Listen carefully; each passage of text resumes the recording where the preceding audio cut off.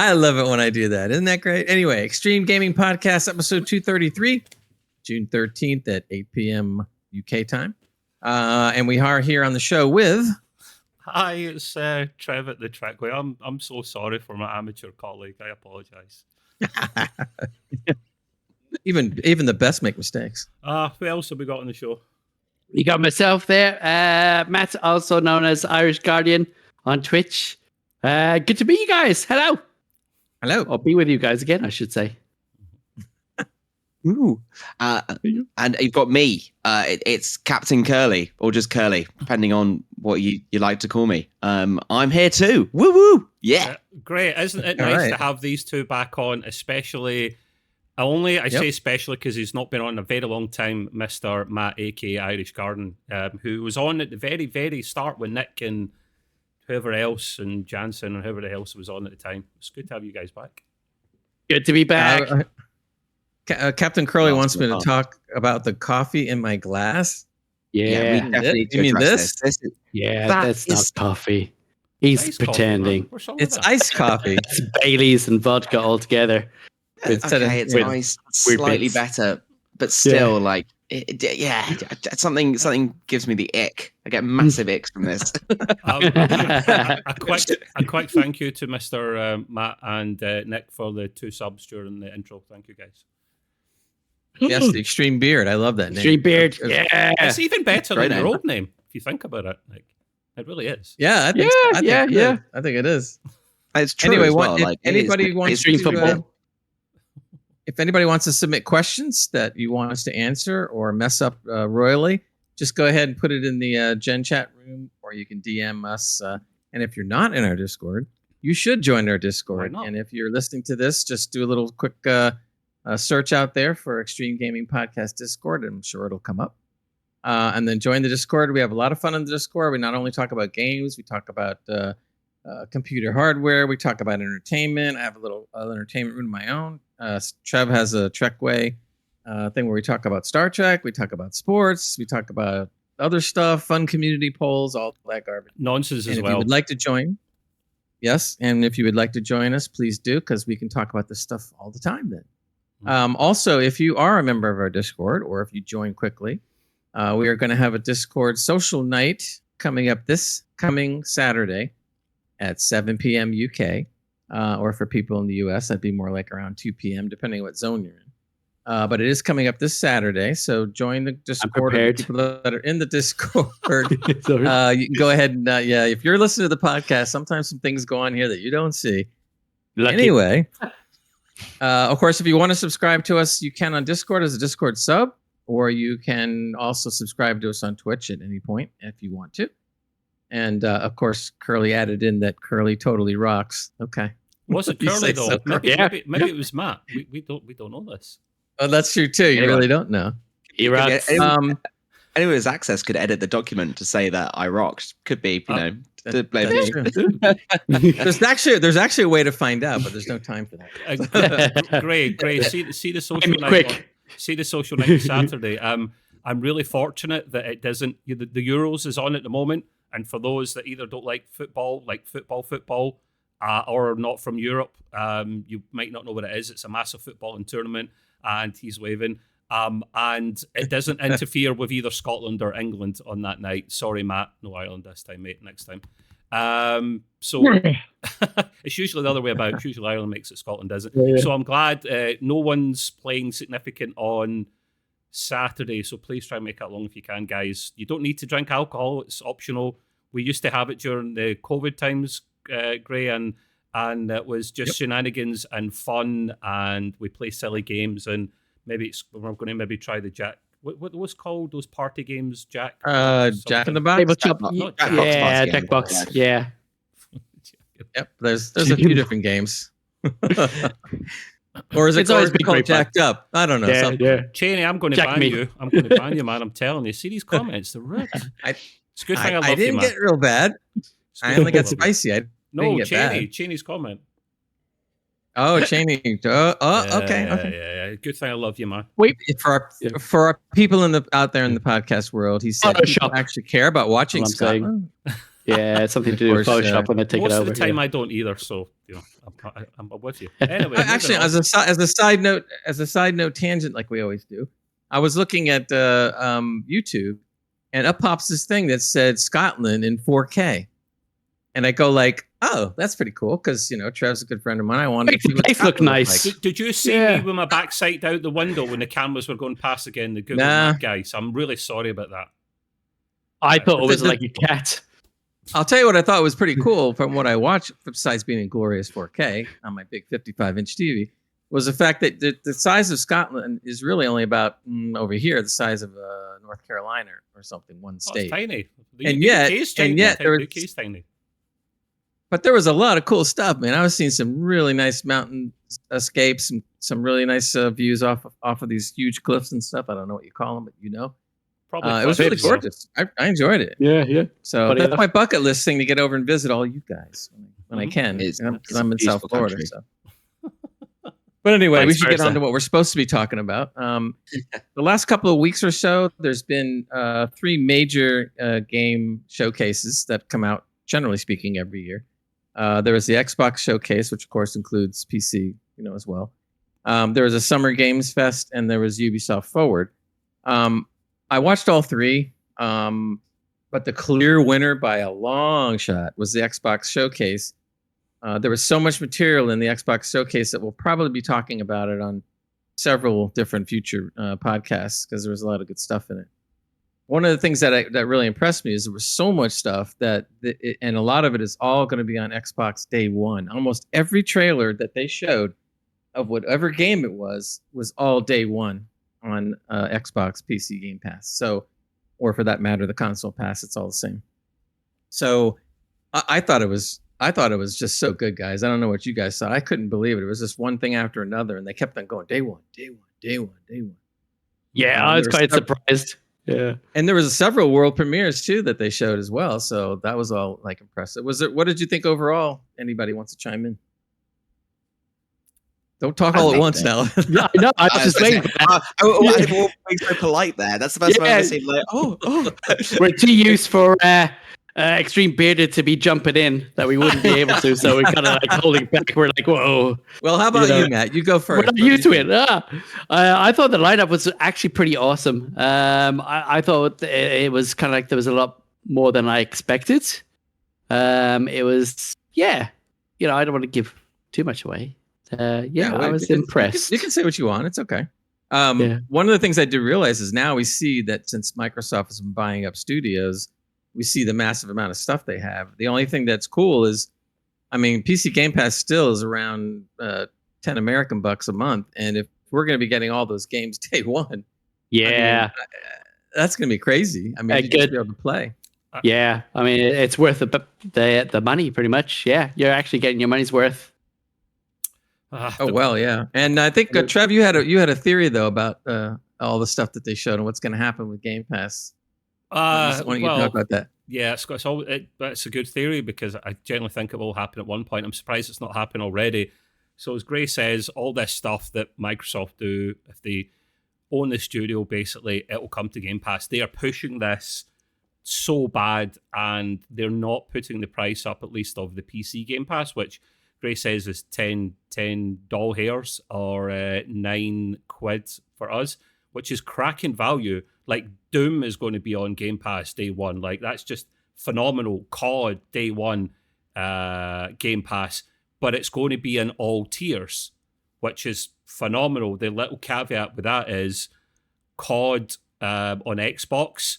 If you have the basic tier, which is like, I don't know what it's called. Let's just call it peasant class or something, right? It's just so you can play online and you get access to like 20 default games, right? That's it. It's not like Game Pass. You can only play the campaign of COD. But if you go up to this to Xbox Game Pass or like Ultimate, you can play anything. So they will eventually put the price up. I'm surprised they never done it for COD. Like another tier. I'm really surprised they done that. So, well, if they do go up, I'm sorry, Curly, go ahead. No, just talking about price. To me, because I don't actually have an Xbox, I've got PC. I don't have PC Game Pass, but when I was watching it, so obviously they released their kind of like new console line as well, which is like their 2 terabyte series. They've got the 1 terabyte in white, and also they've got the Xbox Series S as well, which is like half price. But have they have a price hike with those as well? The problem with obviously being in the UK is it all shows up in dollars, and I was like, oh, I don't know if it's going to match the price, but actually, Gray, you might be able to comment on this. I don't know. Is it a price hike for the consoles, or is it a similar price how it was before? I'm not sure, but only because I'm not as deep into consoles as some people. I'm hoping they don't, jack the price too high for people, keep it reasonable. But I was surprised they came out with some new ones all of a sudden, though. I thought they were going to hold off for the next gen or whatever. So I think the Glacial White one is the same as the Series X that's currently been released at the same price, but it doesn't have a disc tray anymore. So to me, that's an increase in price. In fact, all three they're bringing out are digital. None of them have a tray. I thought the one. Oh, maybe not. There's the Black Ops one. The Black Ops one does, I think. One of them. There's like 3 models, I believe. The one that's the ripoff is the one that's like really proper black, like not just like Apple Space Black. That's never the real color you sign up for. It's proper black. It's 2 terabytes, and that's like $550, $600 just because it's more than just the hard drive increase, SSD should I say, but it's just because it's a slightly different color. And they brought out a digital only version of the regular Xbox, I think. And I think they changed the color and maybe the capacity of the S. So like no one buys an Xbox anymore. Like look at the sales. Generally look at the sales. PlayStation That's true, yeah. outsell them 2-1.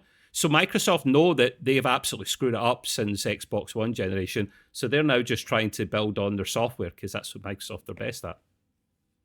Do you think that one of the reasons PlayStation doesn't bring games to PCs that fast is because they want to keep the sales on the PlayStation up? Because as soon as they start going straight to PC, which will probably happen one day, I can't imagine PlayStation console sales being up. They'll probably back off or level. I think there's method to their madness, right? I think quite a few PlayStation owners actually do have a PC as well. So I reckon what they do is they release it on PlayStation first. Everyone buys it on PlayStation. And then when it comes out on PC, like a year, 2 years later, they rebuy it so they can have that experience again in a better kind of environment with their PC. So I usually do, it worked on me kind of. I don't usually do that. The only reason I have a PlayStation is because it was my grandson's PlayStation, so he gave it to me. And I only played 2 games on it. That was God of War Ragnarok and Horizon Forbidden West, just because I couldn't wait. Other than that, though, but then I went ahead and bought the PC version of Horizon as well, and I'm like, Yeah, I was going to say, have they actually improved the build of the PlayStation versus the Xbox as well, sort of thing? No, but when they bring out the Pro, which is why I sold my PlayStation, because I want the Pro when it comes out at the end of the year, then I'm all over that because that's got a massive increase. But you're right, it's a bit flimsy, Matt. It really is. It is. Yeah. I mean, especially if you're weighing like 2 terabyte with an Xbox, and then you got like some silly 500 gigabyte for a PlayStation, and then it's not really built well. Plus limited gaming as well. Isn't 2 terabyte on the Xbox even kind of small? I mean, depending on how many games you want to keep on the console itself, and some of the large downloads now, I'm wondering sometimes. It's an improvement. Yeah. I don't mind too much about having smaller storage because you can just download the games as and when. The way I play games, I like dedicate myself to one game at a time. Yeah. So I know. So the way I don't mind storage so much. It's fine. It's annoying if, say, I've got friends round and suddenly it's like, oh yeah, let's play a co-op game and it's not downloaded. That is maybe a potential issue. But I don't find storage capacity that much of an issue. Well, if you have slow internet, you will. Yeah, that's true. I mean, mine's not exactly the fastest. I've got 60 megabits per second, which is probably really slow to some people. I only have 1,000. All right, now you're just rubbing it in. You're right, great. Hey, they offered fiber optic a couple of years ago. I took it. Mr. Gray. I love it. Yes. No. If when you're finished this little part, I would like to jump in a little bit. Something, and this is bad for us to not even mention this, considering we're PC geeks. Computex was on recently, and we haven't mentioned it once in the notes. I think Soup's just brought it up there. I think we can at least spend a few minutes on it. And I was just looking some of the key highlights and some of the videos I remember watching. So if we could just jump in there's no strict order. Go ahead. Exactly. Yeah. So I do remember seeing some of Linus Tech Tips do this, because he gets a jolly to Taiwan every year. That's what Computex is, isn't it? And I do remember seeing some of his videos and reading some of the highlights. It looks like I should have watched more of this Computex, because this stuff is for proper PC geeks and hardware geeks. So we should really have hands-on discussing this as well. Hello, Hinks UK. Hello, my man. So we had a big battle between, surprise, surprise, AMD and Intel. AMD are bringing out some brilliant, this is their 9000 series CPUs, and they're bringing out some bangers here. Now, we get very vague information on them at the moment, because they won't be released for a little while yet, but they give you a little teaser. So we've got 4 new chips out from AMD. They are the flagship, which is the Ryzen 9 9950X 16 cores. And then you've got the 9900X 12 cores, 9700X 8 cores, and then the 9600X 6 core, aka the Peasant Edition. And then, of course, Intel. They were unveiling their upcoming Lunar Lake processors. Now, I like to see the battle between these two guys, because it keeps competition high. It keeps prices competitive for us punters, unlike the graphics department where NVIDIA are just literally running away with it. Yeah. So we also had Qualcomm. Now, that might be important to some people. They're the guys that put chips inside mobile phones, or as they say in America, cell phones. And these chips are now coming out to laptops. And the cool thing about that is they were boasting on Linus Tech Tips, these things blow the competition out of the water in terms of longevity, battery life and whatnot, and really thin chassis. Maybe the Surface Pro has one, I don't recall. And then obviously NVIDIA are coming along as well, teasing their new RTX AI PCs, and hinting at Copilot Plus. That's the AI built into Windows. They're teasing computers from Asus and MSI, powered by graphics cards and AMD's latest Strix CPUs. So I just looked at some of the highlights really, really quickly. I was more impressed about the battle between AMD and Intel and their new stuff. Did any of you guys watch any of this stuff? Anything you want to add to this, or is it all alien to you? I totally missed it. Yeah, I think I caught a couple of things from a streamer from America. I can't remember his name. Who was showing off keyboards. He was talking about the NVIDIA GPUs mixed with the AI as well. Oh, yes. I think that's pretty much all I caught with it, and I was kind of like, oh yeah, that's nice.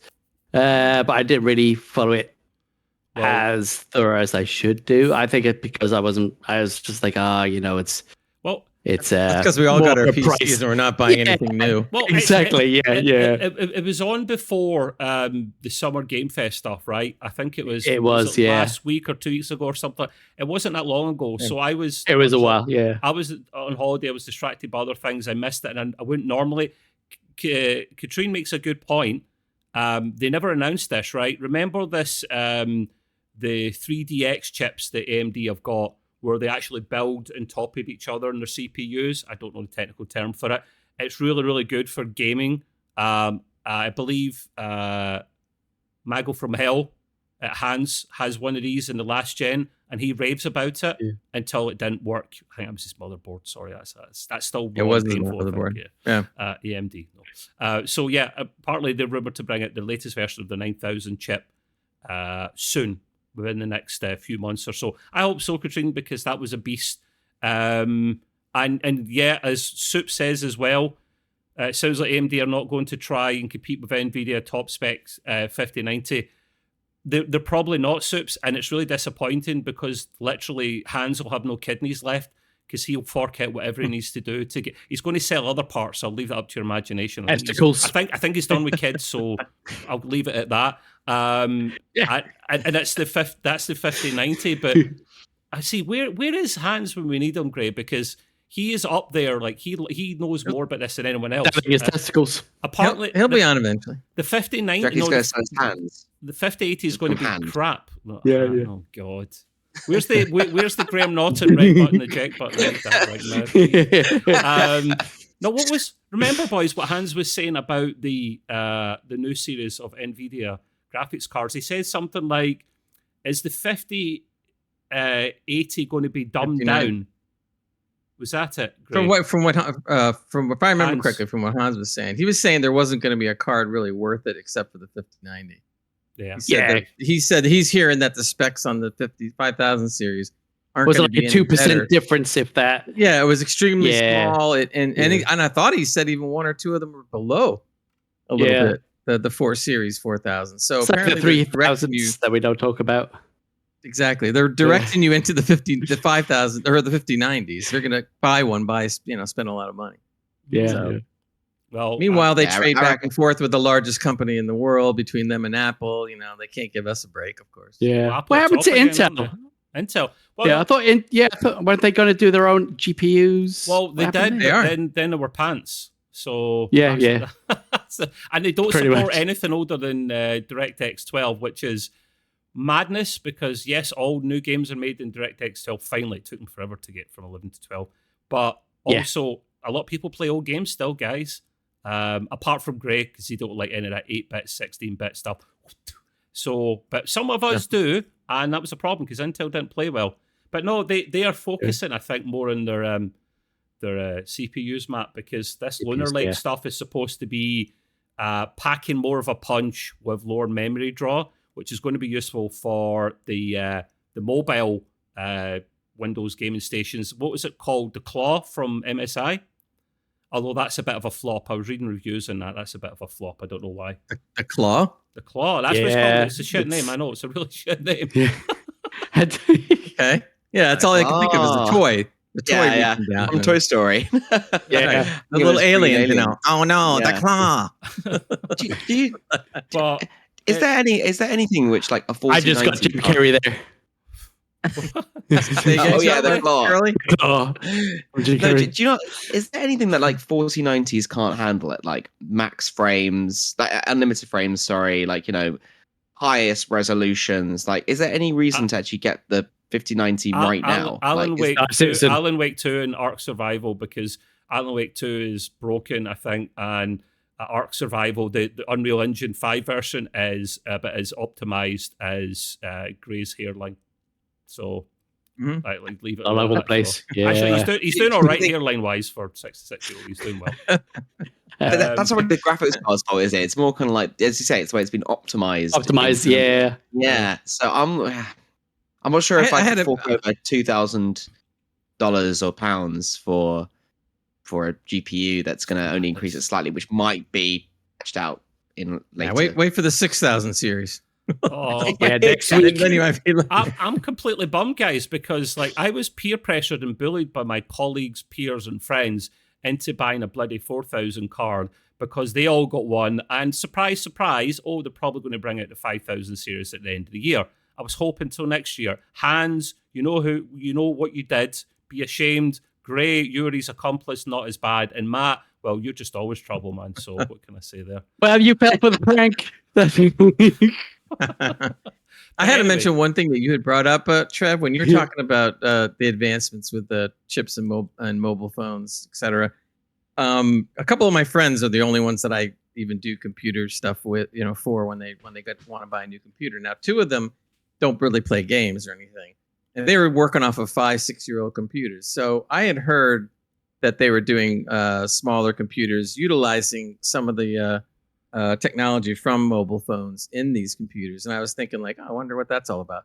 So I just really innocently went on Amazon and a couple other places to search out something good for them. And I fall upon this mini PC. I don't know how to pronounce the name, but it's MELE, like Melee or Melee, whatever. Okay. Mini PC, overclock, Windows, comes with Windows Pro, It has an N95 chip, which is again that's part of the mobile technology I was telling you. 3.4 gigahertz, 32 gigs of RAM, Gigahertz, 512 I like that gigabyte more. hard drive. And do you know how big this thing is? Literally, people out there can't see it, but basically, to imagine maybe 2 cigarette packs put end to end and a little bit wider. That's it. It's only this big. That's the PC. And I was They're going like, I've seen some of these before. They're like the micro PCs. I think Yeah, call them. yeah. I've seen a micro few isn't of the them. word for it, man. Yeah. You see this thing, and I'm looking at it going like, nah, there couldn't be. So when I was explaining it to my friend, he said, well, I'll try it because it was only $349. Yeah, And I'm sitting there going like, and go ahead, sorry. Yeah, I was going to say I've seen some with that was advertising 4K as well, and they're like really tiny. And I was like, you know what, that'd be amazing for work just to have this. Yeah. Sort of just thing. to finish on what you just All said. the way screen. Check this out. It's dual 4K HDMI and can be run run both 4K monitors at the same time, and it's Wi-Fi 6 gigabit Ethernet. Latest That's Bluetooth, good. everything built in. If you It only has, I think, 2 or 3 USB ports, but you buy a USB powered hub and you're running. So I said, I got to try this. And my friend said, yeah, just pick it up for me. The price is right. I go, okay. So I bought him the one full 32 gig, everything I just told you. And I set it up for him, make sure everything was running right. I couldn't believe when I got it in. It was so small. And I'm sitting there going, this is freaky, man. So I'm sitting there just plugging it in. I put it up. It runs freaking beautiful. And now it's been 4 months and my friend is still rocking it. And I got a second one 2 months after my first friend. And I got it for him, and he's rocking it in 4K, and they're like loving it. That's all you need. As long as you don't go too powerful gaming and stuff. If you take that out, that's all you need in life. Yeah. Well, I saw a guy actually take it to gaming. He said he could actually play some games at lower settings, and it would actually work. I was like, wow. We used to have a couple at the gaming sphere when I used to work for Red Bull. We used to have a few, only 2 or 3, and this was like 5 or 6 years ago when we actually got them in. At the time, obviously, it was still relatively new, these kind of like mini kind of things. Even back then, they were very impressive. Like for streaming, especially, like if you just want to stream whilst kind of like loading up kind of like tabs, watching videos, things like that, it's like perfect for that because obviously you need something to just take around. You just unplug it or put it in your backpack and Bob's your uncle. You just take it away with you. Yeah. It's really, really impressive. It is nice. Yeah. Cheney's got one as well. You just mentioned there. It's a mini Forum UM690 for emulation, AMD Ryzen 9 6900 HX. What does the HX mean? Someone tell me. 32 gigabyte DDR5 RAM and 4.5 terabytes, soon to be 8 terabytes of storage, man. That is a lot of pretty big naughty pictures and videos and stuff or games, whatever you've got going there. That's impressive. I don't know, if Cheney, if you're listening though, how small is it though? I don't think anything's as small as this thing. This is what I'm looking at. Yeah. I mean, it's tiny. It's like it's like a little NAS drive kind of thing. It's I've seen them. I was so tempted to get one like yourself, Gray, and I was like, you know what? I think the one that I was looking at had an SSD, and I was like, you know what? You can change that. You can upgrade that bit. The RAM, I'm sure you'd be able to get like a higher, 1-bit stick sort of thing. Yeah, in fact, actually, I believe, if I remember correctly, this has a slot for an SD card, so you can actually double up on the storage if you want to. Again, it's not for big time gaming, but no. But it's so cheap for people that need to get into a good PC to do stuff. There's Cheney's one. Absolutely. It's the size of a nut. Homework stuff. Yeah. Cheney's one's the size of a nut. If you remember them, they're little nuts. You could even get them in USB and plug them in. We would have them at work and just plug them into the side of the TV to turn the TVs into like communication displays. Basically, they're so small. It's madness. It is. Yeah. There we go. Yeah. Anyway, heat might be an issue though. Yeah, I was going to say they get not. hot. No, simple thing. No, wow. There won't be any fans inside. I was surprised. In fact, actually, the feet. I was expecting it to have like big feet because there's a small fan underneath it. So I figured we'll have to like raise it up off. No, the feet are tiny. Yeah, it only clears the table by like a couple millimeters. That's enough to suck in there, mate. That's all you need. Yeah. I'm not going to say if you put your hand on it, it's not warm, but it's not going to blur. It's not going to burn up. Yeah, and everything. So I was shocked just all the way around. It was just like, in fact, I have another third friend of mine. His computer is 6 years old, and I told him about this, and he just goes like, "I'll buy it next week." I said, "Okay." Send it my way. I'll set it up for you. And that's it. I'm like, man. Anyway, Nice. I think we should move along to some we've other done stuff. Computex, Yep. So to get back to some of the gaming showcases that they had, what we're going to do, I think, is we don't often deep dive on some things, but we're going to deep dive a little bit on one of the trailers, and that one is Doom: The Dark Ages. So it came up really early on the Xbox showcase, and in fact, I believe Trev and I were talking about this a week or two ago that they just revealed, like the last 2 or 3 weeks, that they even did a new Doom. I don't know how they kept it quiet. Nobody knew about it. There was no rumors really or anything. And then finally we get an article that came out and said that it was to be called Medieval Doom or Doom Medieval. And I was like, that's kind of interesting. And then they showed the name change to Doom: The Dark Ages. So if you haven't seen the trailer, you just go to YouTube and you can pick up. That was very enjoyable. I'm probably being biased a little bit, but I thought that was the best trailer of the whole show, even though there's a lot of good stuff. Don't get me wrong. But it was so great. So to dive in on that one a little bit, if you're on our audio podcast, I'm sure you skipped over that already. But to talk about it a little bit, it is a prequel, or it's set up as a prequel to Doom 2016, because that was when they first did the new Doom. And then, of course, they did the second one, and it's been about, I guess, what was the last one? I think the last one came out in 2019. 2020. So the new one comes out. Was it 2020? Yeah. 5 year Yeah. gap. Is it Eternal? Doom Eternal? Is that right? Yes, Doom Eternal, correct. Yeah. So it's about they usually do about 4-year gaps, but I had always thought, because I had read that was it. They were going to do the 2 new Dooms, and everybody loved it, went nuts over it, and that was going to probably be it. And then all of a sudden they announced this one. So I'm like crazy. But anyway, prequel to Doom 2016, and they talk about it in the trailer, but they say that before he was a hero, he was a super weapon of gods and kings. So when the game opens up, you start seeing all these different types of landscapes, which I thought were great. You see these mountain landscapes, floating cities, Gothic stuff all over the place. Obviously, with a bit of a medieval ish kind of style or look to it, more or less. I think he was running around a lot more on basic layouts, like large pieces of land to run around, as opposed to being cramped up in anything. Mm-hmm. So he had a lot of room to move around. I thought the armor looked pretty good. It's you can tell it's the Doomslayer, but he's got like this fur cape on, and he's got kind of a little bit of a Knights of the Round Table kind of stuff going on a little bit. Yeah. I mean, the shield, awesome. Oh, okay. The bladed shield is so cool. Let's touch on the shield because, but gently, because it's very jaggy. Someone said something in the comments of YouTube, right? They said, "What is this Doom guy?" Because Doom guy, Doomslayer, he's got a few different names. Bob is the other one I rumored to have heard. So Bob, Bob. Someone's like, "Is he your uncle?" Oh yeah, you know Spanish. She's there as well. It comes back. Well done, Gray. Well done. You're on the ball. Yeah, you haven't lost it yet. Well done. No, someone was making a comment in the YouTube section about what's Doom guy doing? Like, I'm enjoying this, and he grabs a shotgun and he grabs a shield, and I'm like, Doom guy does not use a shield. ... Oh, that's why, because it turns into like this chainsaw thing, and he's like, it's like Captain America. Beautiful. Shield. Yeah. I would admit, Doom Captain America. Right. Doom. Yeah, Captain Doom. When I first saw the shield go on his arm, I for just a second or two, I was going like, "Why does he need a shield?" And then as soon as I saw the blades on and stuff like that, I'm going, "Oh no, what is this?" And then when he started it up like a lawnmower with the pull string, I was cracking up. He's going, and I'm sitting there going, "Oh no, this is going to be good." And if you notice in the trailer, I didn't see it the first time. I went back to see it again. You see him throw the shield with the blades at whatever enemy and cut him in half.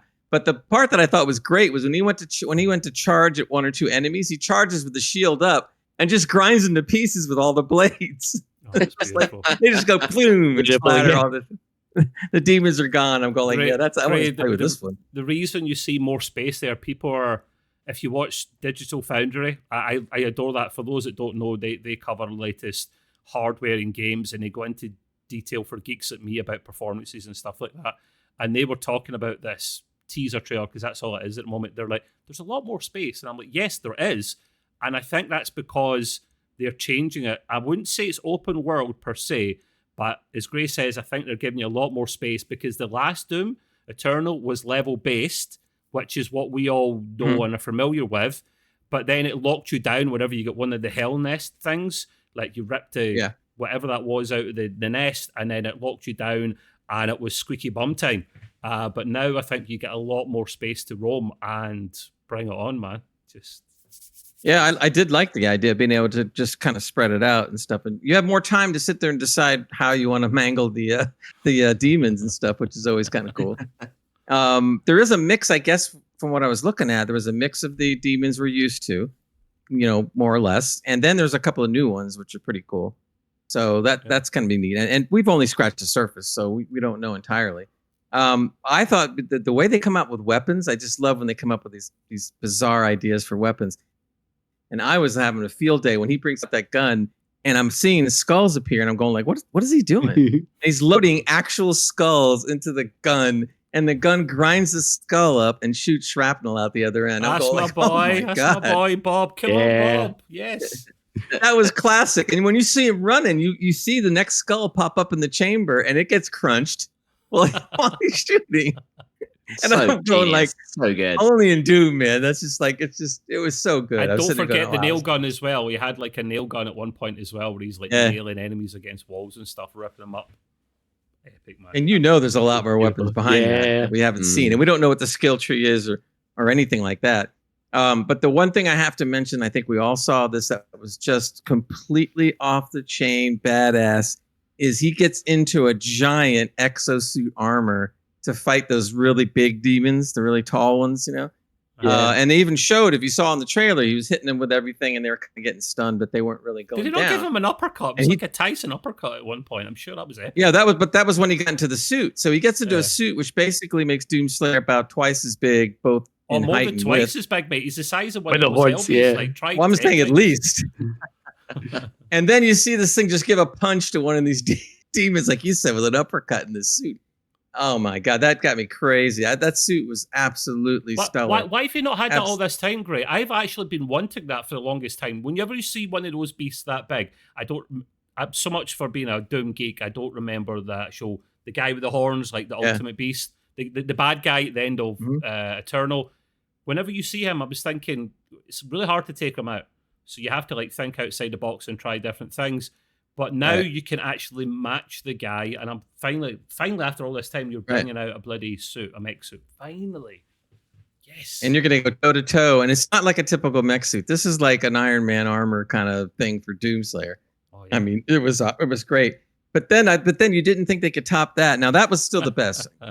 But at the end, then they show a freaking mechanized dragon that he's flying, and we go, we've never done that before. We haven't flown any kind of dragons. And this sucker's being flown around. Then you see the very end, a la Godzilla. He's grabbing one of the demons and just blowing a bunch of flame right down its throat. And I'm sitting there going like, wow. So we got a suit, we got a dragon, and Doomslayer himself. And I'm just like, you got to come out with this game quick. So when I was waiting for it to come up at the end saying like, 2024. But it came up 2025, and it's like, yeah. But that's okay. Damn, what a shame. Yeah. But at least they brought out the teaser trailer. Come on. Better, than some people anyway. But, sorry, Matt. It's good. It was good. When do you think it was really good? Sod's Law will be the second half of 2025. I really hope not. No, I'd like to hope it comes out in the first half so that it's just a year in advance. Because I was saying this to Greg before. I'm sick of games that give you teases really on a regular basis, and then what? Now, since you're kind of going into it, let's talk about Perfect Dark. Are we talking about? There's a couple examples of games that come out. Elder Scrolls 6. Come on, Elder Scrolls 6. They announced the teaser trailer. I think it was. Oh wow, was that evil or what? Yeah. What? What they did for our podcast audience out there is the teaser trailer for Elder Scrolls 6 came out. What was it? 5 years ago? 10 years ago? 5 years ago? Something like that. So they did an anniversary saying the anniversary of the teaser trailer that was shown many years ago. And they did it on purpose as a jab to like the fact that it still ain't out and it ain't going to be out for a long time. That's that is probably the biggest example of the most ridiculous thing. There was other examples. Yeah, Of course, Fable's another one. Not to knock all over it because I know Shell loves that, but that's another one where they've been teasing, barely showing anything. They come out, show you a tiny bit of gameplay, but more of the CGI stuff.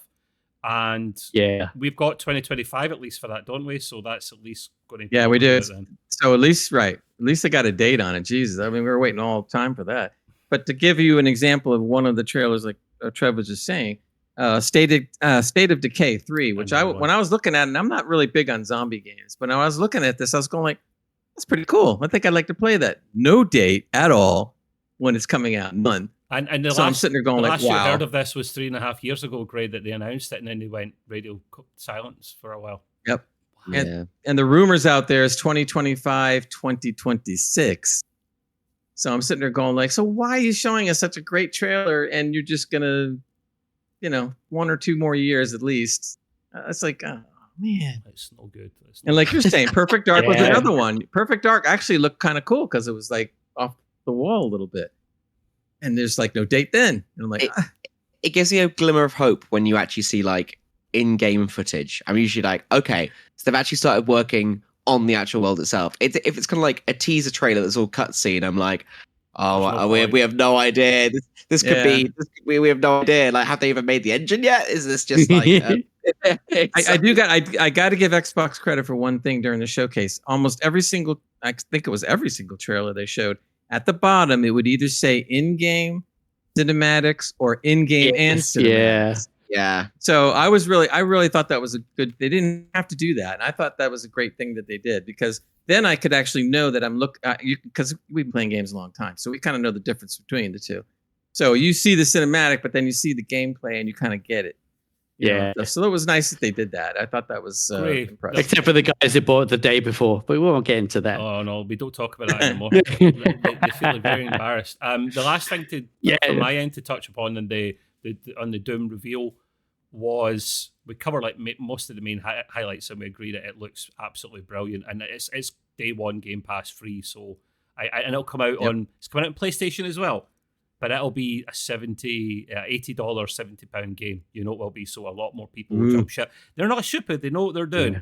But I remember one of the scenes where he grabs the shotgun, grabs his shield, and then he gets like from this cool, weird ass looking ship up in the sky. He gets shot down to the ground, but as he's getting shot down, you hear a little bit of the classic kind of Doom music in there, and I'm just like, yes. So the little teases, do you guys remember Doom? This is either Doom Eternal. I think it's probably Doom 2016. At the start, when he's on the table, the Doom guy, and it looks like he'd been tortured or something. He's like strapped back and he can't get out. Doom. 16. Thank you. So he gets out of that. And then he like mashes up the demon with like next to nothing, and then he finds his I don't know if it was single barrel or double barrel. Let's say single barrel shotgun. And as he opens the door, the music kind of ramps up to the epic Doom soundtrack that you get, and it ends on. And I was just like, I've got goosebumps and hairs everywhere, man. I was wanting to go out with a shotgun and just shoot everything in sight. I'm not meaning in real life. Don't shoot. That's not a good idea. Yeah, exactly. In the game, just the game. Just the game. So I can't wait, mate. Well, do you remember? If I remember correctly, either Doom 2016 or Doom Eternal had the mini game that was in a secret room, and it turned into old Doom. Yes. Yeah, they had loads. 16, wasn't it? Rooms. Yeah. You had those little rooms where it would. I was like, when I hit that room, I'm going like, what is this? And all of a sudden, I'm like, oh my god, loved it. That's epic. And that's the one time, Greg, you don't mind the 8 or 16-bit madness. Yeah.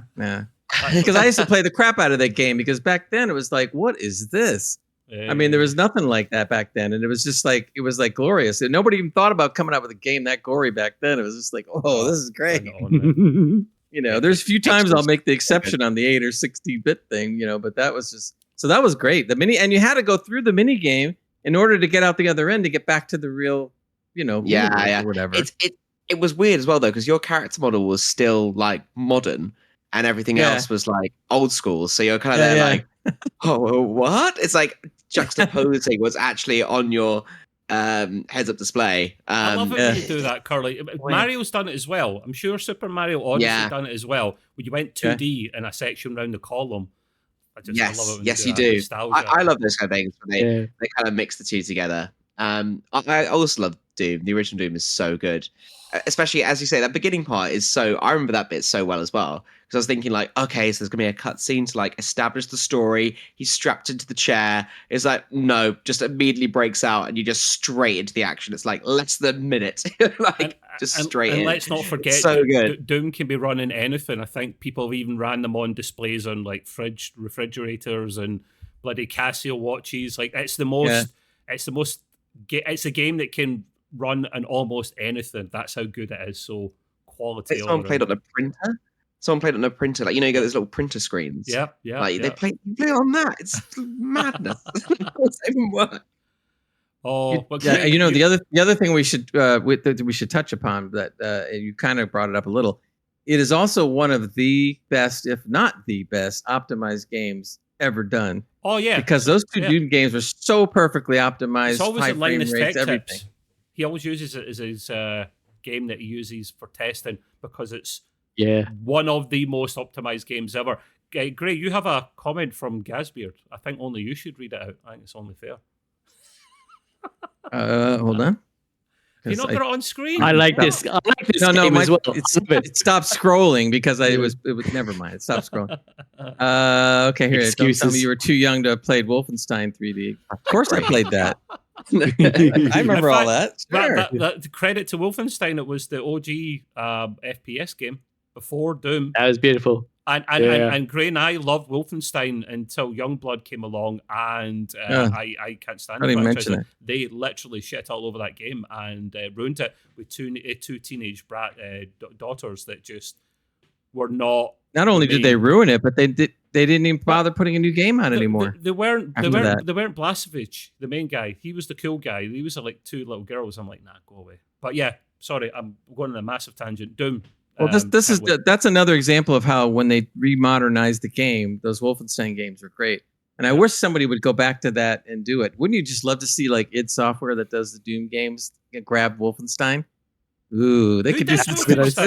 Who does? Who makes it? Was it not? Who owns the IP for it? Because it was Machine Games that made the last Youngblood, I believe. And they're making something else now, actually pretty cool. No, they're making Indiana Jones. They're making the new Indiana Jones game which does look good. I must. It does. They've got Troy Baker doing the voice, who sounds awful like Harrison Ford. Troy Baker. In fact, since you mentioned it, if people out there don't realize that, go on YouTube and check it out. It was on the Xbox Game Showcase. It was actually long. That was the longest trailer of all of it. It was like it was more than 2 minutes, I think. It was like 3 minutes or something. It was I was not expecting it to be good because we've had lousy Indiana Jones at the theater, except I'm like, how good could this be? And I was a bit shocked too that it looked that good. So I was like, ooh, it's kind of grabbing the flavor of the old indie, and I was kind of like, okay, this could be good. This could be good. I used to play the old Indiana Jones games. I don't think I've ever played any of the old ones. By the way, I played the Lego games. Apart from that, Matt makes a good point. Though. Duke Nukem was another one. Like that was. Come get some. But then Duke Nukem Forever came out, and it literally did take forever. Yeah, do you remember the alien with the three? Yeah, and if you're not, if you're listening, I'm not going to explain to you what that is because it's inappropriate. Total Recall. But that game was brilliant because that. Am I right in saying either Evil Dead copied that game for its sayings or the other way around because they share quite a few of the same slogans? Yeah, Evil Dead. Yeah, did that. They copied quite a bit. Came out after the game. Yeah. The classic ones, sucking my boomstick and that kind of thing, Yeah. Come get some. That's from Bubblegum. Yeah. Janie actually mentioned also about titties. some of the other games that ID Software did. I forgot about Quake. Quake was Quake. When Quake came out. Yeah.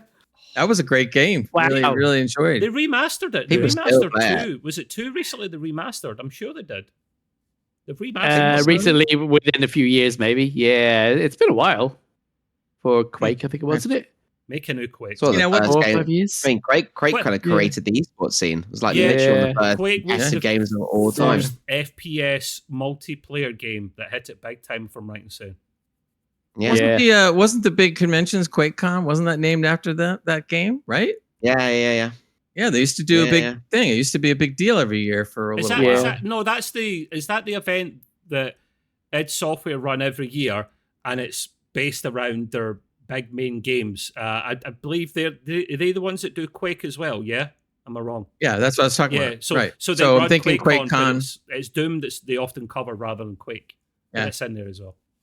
I think they ought to go back to redoing some of these things. They should do. If they could grab the IP, I would do the Wolfenstein. I'd go back and bring out Quake.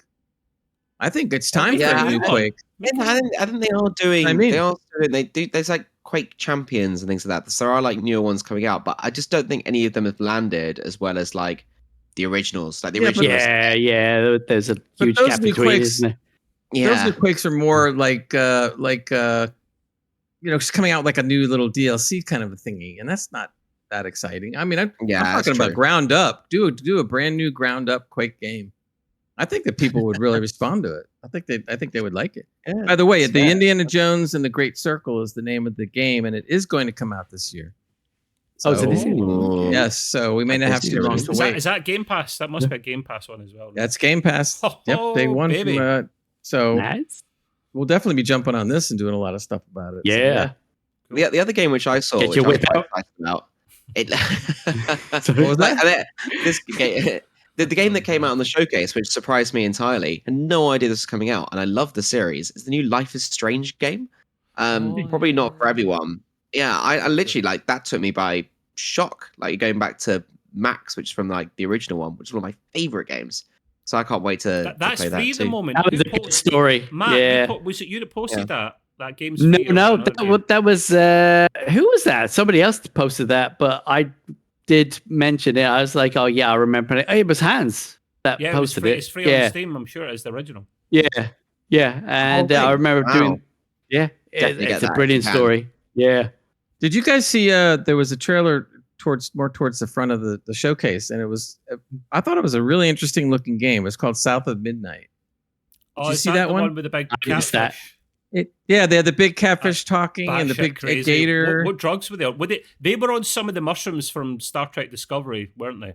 That's it. But the thing that impressed me about the game, although I don't know if everybody would like it, is they did a type of animation style that's kind of like a stop motion in a way. It Yeah, wasn't like different. it wasn't smooth. It was done purposely to be a little jumpy, jittery. But not in a bad way, in a good way.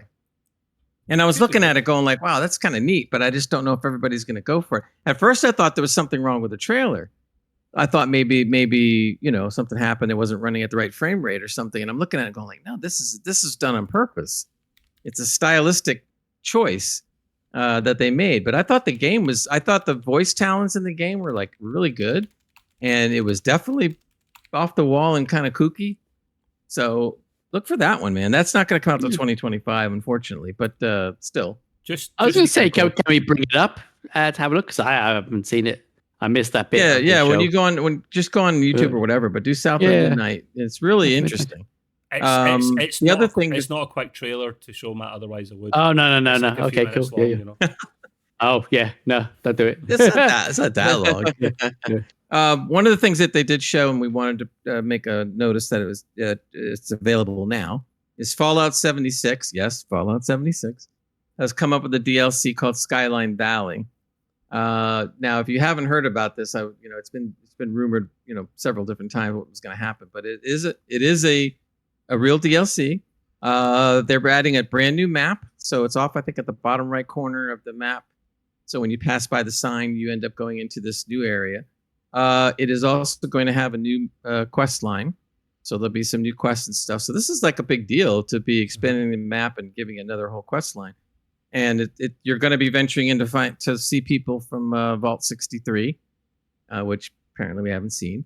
And when you watch the trailer, I noticed a couple things. But the one thing I noticed right away is the guy was hawking at that time. He's hawking people to buy into the vaults, like they did at the there was no beginning of gameplay. the series. That annoyed me. There was no gameplay. That's okay though, but it was all done in that 50s style, right? But in the background, as they were selling these to people, it had a running count of how many people bought into the vaults. And I looked at the number on the wall, and it was 17 million plus. So now we know that apparently there's 17 million people across all the vaults.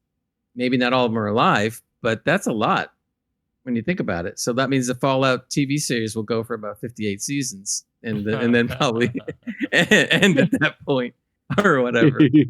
But I was like impressed when I saw like a 17 million. Holy Toledo, that's a lot. So I think a lot of people that are excited about Fallout, and a lot of people are getting back into it because of the TV show.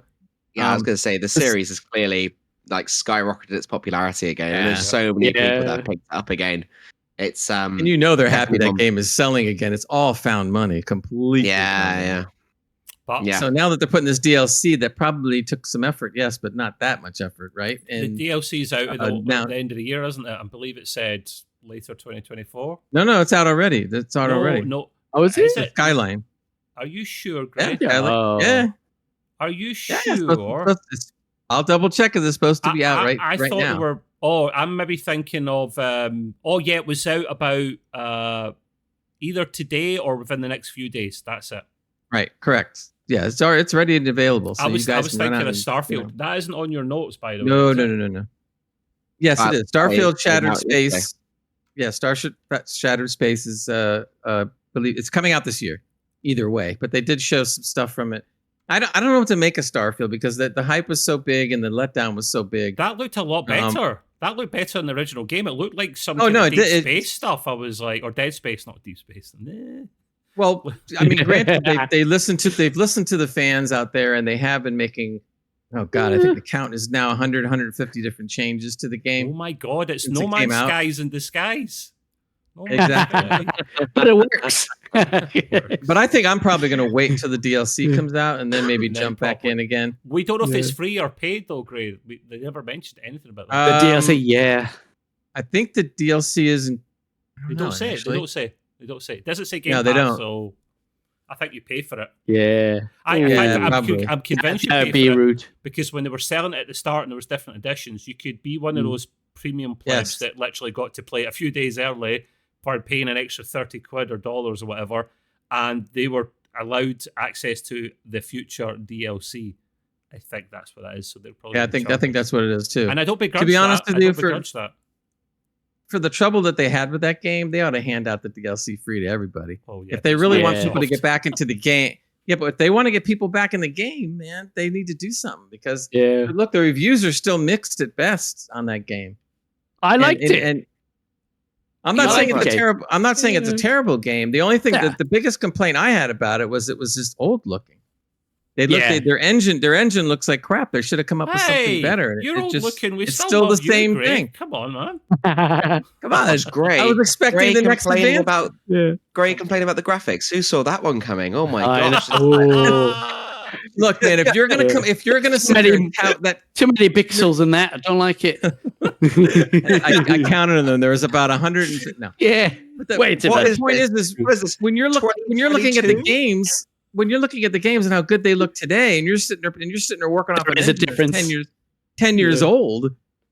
I mean, and if they hadn't hyped the game so much, I would say, yeah, okay, whatever. But they hyped the crap out of that game, and all of a sudden you look at it going like, wow, that looks pretty much like Andromeda years ago.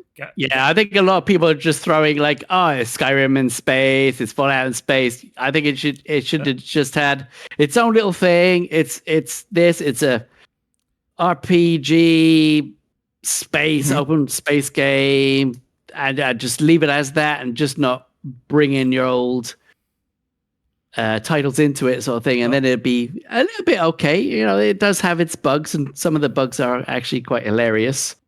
Very hilarious. They're hilarious. They are great fun. Yeah. Well, look one of the things that when I... Sorry, go ahead, Trev. Look what the Gasbeard is saying, and that's what I thought it was the case. He's saying the Starfield DLC is paid.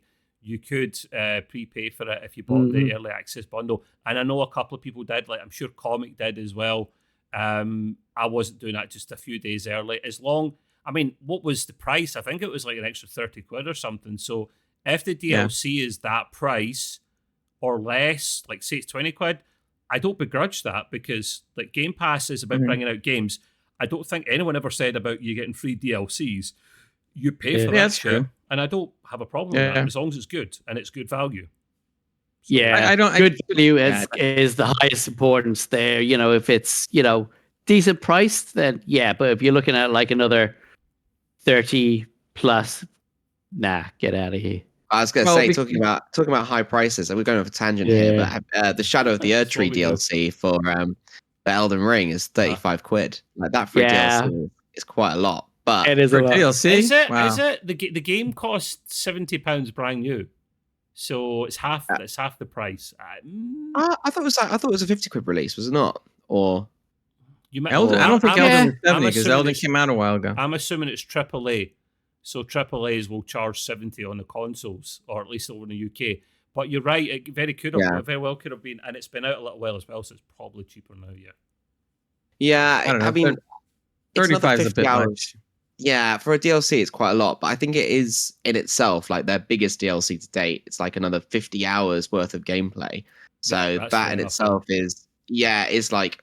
It's in itself a kind of its own standalone game. Have you played that, Curly? Have you played that? I think I started playing it and then I never went back to it. It's not a game. It's not fun. It's torture. It's actually what they give. They should give that to prisoners for like instead of community service. You have to play this because it was horrible. If that's going to prison, if that's like prison sentence, I'm going out and committing genocide. Like I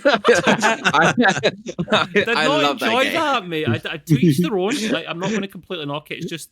It's so bloody hard, and they don't give you a slightest bit of direction. What I would have liked if they'd given you the option to scale difficulty mode and turn things on and off, then everyone's happy. But they didn't do that. They just went in. Literally, I'm sure it's hidden somewhere in the menu, balls deep mode, and actually you just get absolutely shredded, and that's it.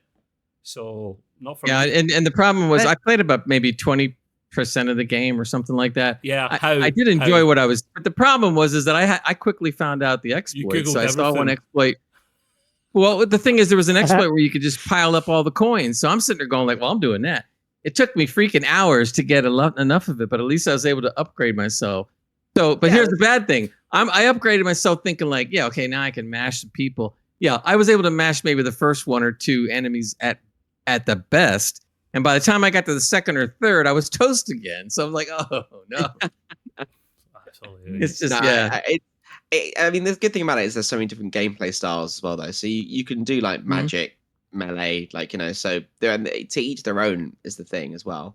Obviously, you can just grind. You can do the grind and get yourself to like max level, and then kind of get through the game slightly easier. But the easy mode is basically summons. If you summon people into the game, that's the way to play it.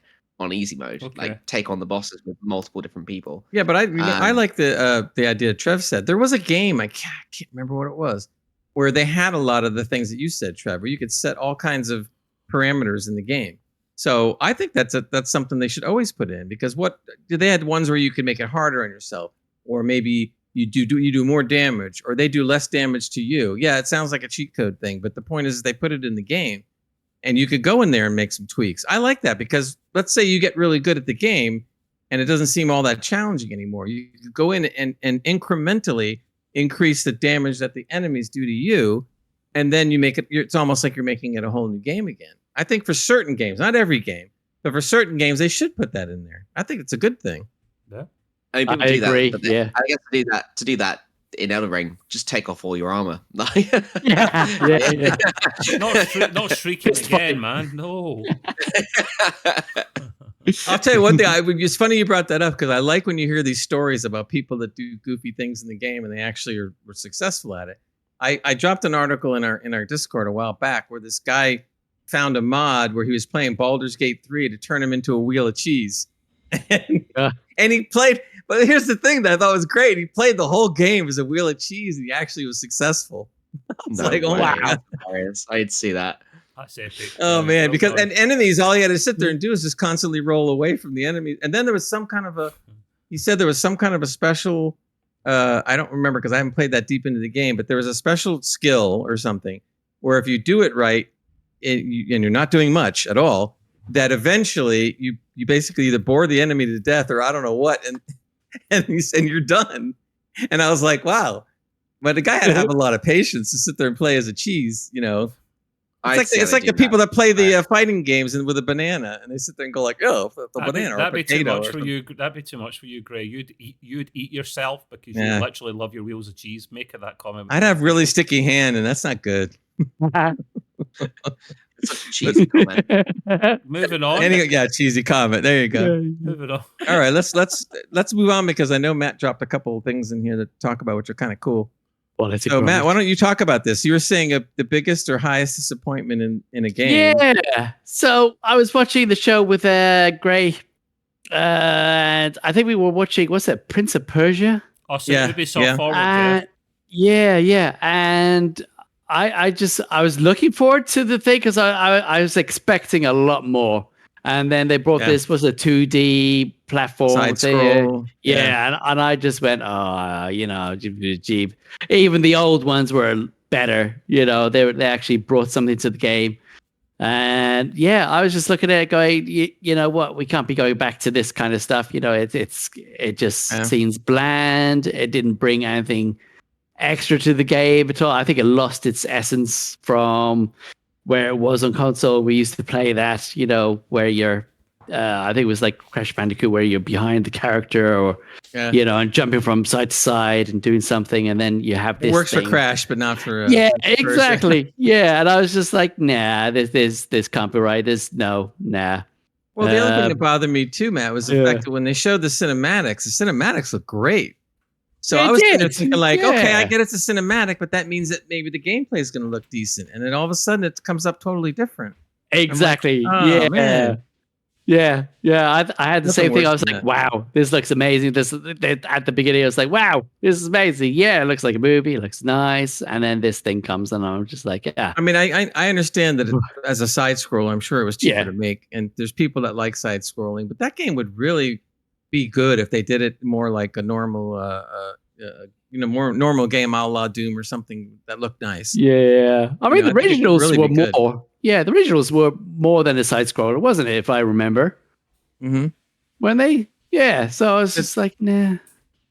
It's just, I agree with you though. I was expecting a lot more, and we ended up getting a lot less. So I don't know, unless it changes some between now and then. But I don't think. Definitely. In the back. Trevor looks like he's piloting the spaceship right now. I know it does. It look great. Yeah.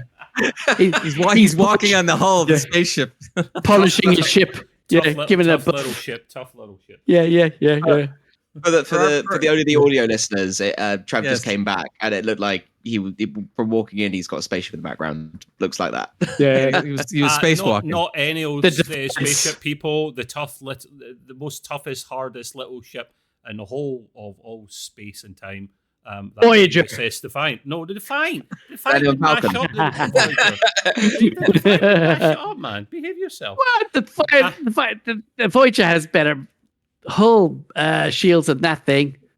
Oh, but let's not get deep in the Trek stuff. Let's not get deep in the Trek stuff, man. Because you can see us and talk to you. I have a Ubisoft Forward comment or question. I guess it was more of a comment. Was it not? I didn't watch this because I'm not a massive fan of Ubisoft, right? I believe it was 2 hours long, and in fact it was. Grace confirmed that. The first hour is about content that they're covering, but this is one studio. There's only so many games you can cover before you start waffling like we do. And then the second hour, what was that all about, Gray? Like, it was on for the sake of being on. The first hour is where it was at because they were showing the trailers and stuff of the new games. After that, you might as well not even bother. And I watched it purely because I'm a big Assassin's Creed fan, so I wanted to see that. I also love Division 2, even though it's an older game now, but it's still good. So the only thing that was good about it was they showed a little bit of X-Defiant, they showed a little bit of what's going on with Division 2, but it wasn't any kind of real massive news on those two games. And then they showed the Assassin's Creed Shadows, which was great, and I really enjoyed seeing that and them talking about it a little bit. That's it, man. Anything else they showed, which wasn't much, was not exciting whatsoever. And then the show was over. I mean, it's just like, for me, it was over, and then that was it. Yeah, so the Shadows did look really good. I mean, first of all, it came in third when it came to these 3 shows. I mean, Summer Games Fest was better than that. I mean, and they showed a lot of stuff. Are we covering they're more indie. Are we covering any Summer Games Fest stuff, Greg? Because that's the one I didn't get around to watching. No, not really. I'm thinking we might hold that for a different week or a different podcast because there's a lot of games. Maybe next week because I haven't watched it anyway. So give me a chance. Actually, that's a good show. Technically, there was about probably 30% more games in that showcase than even in the Xbox showcase on the sheer number of games. Yeah. Also, that Summer Games Fest is heavy on indies, so that's kind of cool because you can see different stuff with indies. So we'll definitely cover that in a future show, no doubt. I wanted to move on also to we haven't talked about Star Citizen in quite a while. Matt plays the game a lot, so he's used to all the ups and downs and ins and outs and troubles and not troubles and et cetera, et cetera. So he's been good enough to put together a little thing here to kind of tell us what's been going on with the game lately. So take it away, Matt. In the future, 2045.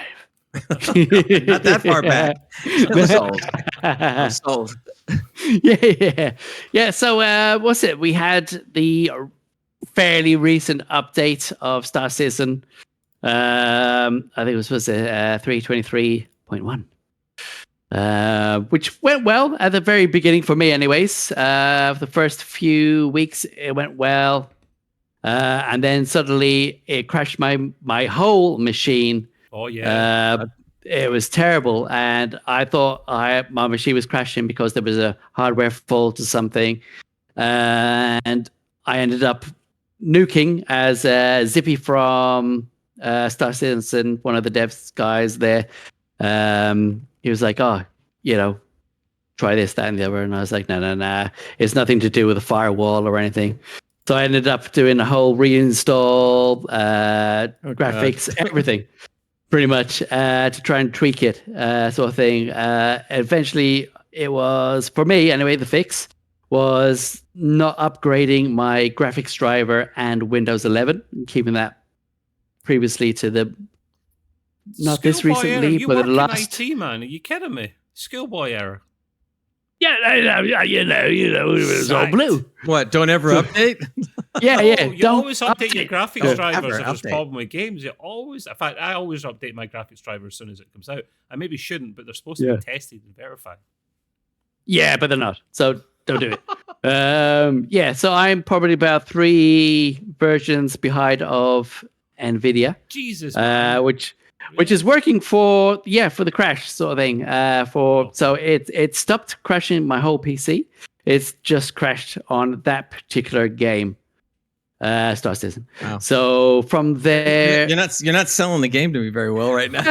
Hey, it's part of the development. What can I say? Exactly. Yeah. And your development. Yeah. It's an in-game processing development that we all wanted. Wait, I have to interrupt you. Gasbeard had a good comment in the chat. He goes, Chris Roberts was born in 1968, so I'm predicting Star Citizen releases 2033 when he hits retirement age of 65. Yeah, made that 2034. Yeah, that's funny. Yeah, pre-release. Yes. What is this about Star Citizen? Well, let's go into the good stuff though. Anyway, what's something? Sorry, interrupt. What is he saying? Star Citizen is a Wales game. What does that mean? Like, it comes from Wales? It's not. It's American. I'm confused. What does that mean? I don't know. Maybe it's because it's whale meaning like it's a big game, but it doesn't perform. It's not Wales and Wales. Yeah, he's from California.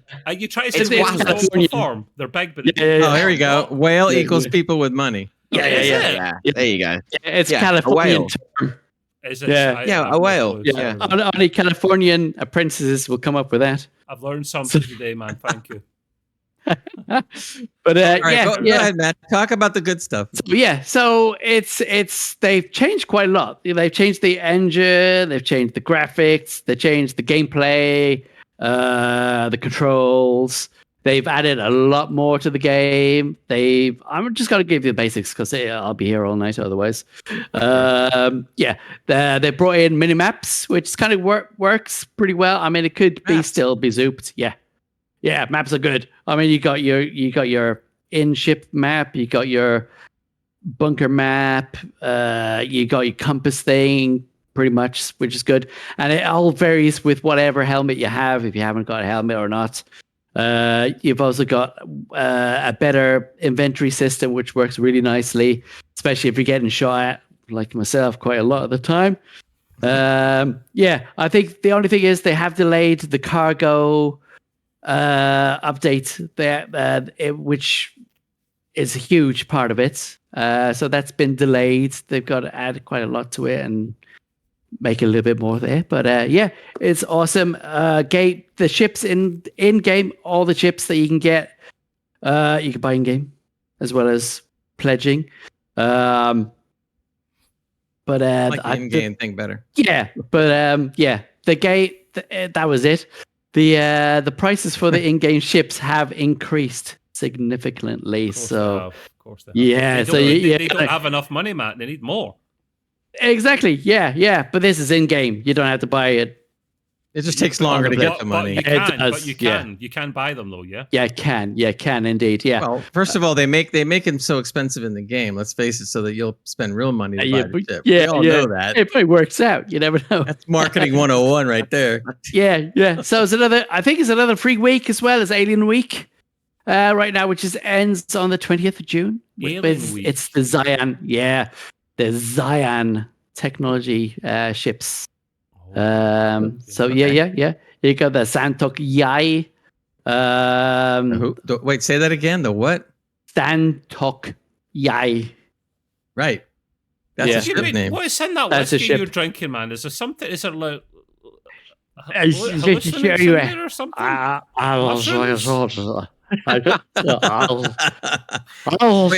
before we stop talking about STL, I want to know what you were jiving at Nick, and you want to talk about that? Yes. So Nick has been coming on a few times, enjoying his and things ain't been working too well, have they, Nick? So Nick has been getting quite a few crashes. Oh. Yeah. And I think he sorted those out now, and he's gone into games, and he's joined Joe with a few games, and he does Fallout of the World. He jumps down elevator shafts and holes, and then dies or gets lost, then quits the game. Yeah. So I thought only I did stuff like that. Extreme bit. Come on now. Come on. Nothing extreme about you, my man. Exactly. Yeah, you put us down there, dude. What's going on? Can I ask Curly a question? Sorry, quick. I was just about to say, I need to come round and put 50p in the meter because it was looking grim there, man. It was like. So I'm right by a window. So as soon as it starts going dark, it's a very big change, very very quickly. Well, now instead of glowing on one side of your face, you're like, oh yeah, there you go. Before I forget, I do want Curly to be able to talk about something other than what we've been talking about. Yeah. And you had brought up the fact that you played old school RuneScape. Yeah. So I mean, this is what I've been playing. So if none of you heard this before. I know I've heard of it. I've never played it, and I've not watched much of it. There's like an OG RuneScape and a more modern version. Yeah. So basically, it's probably the first MMORPG I've ever played. Way back when I was in primary school, it like kind of swept the masses. So this is when I was like 10, and you used to have to log in, you have your own little character. It's all very fun. But it's only recently that I've just got back into it. Me and my friends have decided to start playing it again. And they've completely updated it, obviously, to like RuneScape 3. But what they've also done is they've got the modern one, but they've also got the old school one, which is all their kind of how it used to be from before. But they're also continuously updating that one along with the theme of it still being old school. It's really, really awesome. They're coming up with loads of different modes. So the current one which I'm playing is called Iron Man or Hardcore Iron Man. So me and two mates, we've got 3 lives in which you've got to survive and you've got to level up as many times as possible and you get ranked on a leaderboard. It's really, really fun. It becomes very, very competitive because obviously everyone's trying to get like the best level. Everyone wants to be at like the top of this kind of our own little leaderboard. And as we're kind of on the top of our own leaderboard, we're slowly progressing the ranks in terms of overall. We're currently like top 750 people or Wow. teams within the whole game, which we're quite pleased about. But my gosh, it's a long grind. But the main thing I kind of wanted to bring up is just I think these old school games just being much more popularized again. Like, the number of people that are still playing it is absolutely insane. Like the servers are all packed full of people. I think it's probably more popular than their like original game currently out now. Yeah. Yeah. It's amazing to me that this game has like survived over. Well, I played it back in 2005, so it's about a 20-year-old game now. Can you tell us briefly about the old game, mate? Because I don't know much about the premise of the OG game. It's very like RPG based. So like you literally have lots of different skills and you level up individual skills. So like you can level up your attack, your defense, your hit points, wood cutting, fire making, like this hunting, slayer. And as you kind of progress these ranks, you get to do more and more within the world, like, and some quests, and there's lots and lots of quests in the world too. A lot of them are blocked by having specific requirements for skilling. And the way you skill is by just training in that aspect. So if you want to level your attack, you'll train with a sword, basically just go and kill lots of people. If you want to train in wood cutting, go and cut down some trees. If you want to train in slayer, go and slay some demons. Okay. And so, yeah, it's a grind. So obviously you get small amounts of experience to begin with, and then you're able to kill bigger and better monsters or cut down bigger and better trees, which will gain you more experience. Bigger and better trees. Yeah. You start off with just normal trees, then it's oak trees, then willow trees, maple trees, magic trees, and then you can like even like fire making is a thing. And then there's obviously, as you get into more of the later game content, there's raids and there's lots of like group skilling missions. The other thing I should mention is, again, I say that the servers are packed, but the community is crazy. Everyone is talking. Everyone is active. Like I've heard that apparently some people use RuneScape to actually sell drugs because like no one's monitoring the like in-game. What? No one's real actually life or monitoring in-game like drugs. I'm confused. So like they'll use the chat in game because like no one's so like texting. Obviously, police can track it. No, like we're safe. Like so like the views and opinions of Curly are those of him and no one. Yeah, that's how I do my business anyway. Yeah, sure. As I said, the views and opinions of No, but it's not just that. It's like, for example, obviously this is Pride Month currently, and they staged like a massive kind of big Pride event where they did a Pride march through the whole city. They had thousands of people there. Yeah, loads and loads of people turned up. Wow. Yeah, there's like a YouTube video online you can see of like literally how many people showed up. You would not like it, Gray. It say old school RuneScape it's very 16-bit. Yeah, probably less. Yeah. It's not 16-bit, but like it's very blocky. Like it is very popular. Yes, it's Like is it like a Minecraft blocky kind of thing? No, no, more like plasticky. See, like Terraformer kind of original WoW. Yeah. Yeah. Okay. Is there not a more modern version of RuneScape as well, or is that just there the is. scene?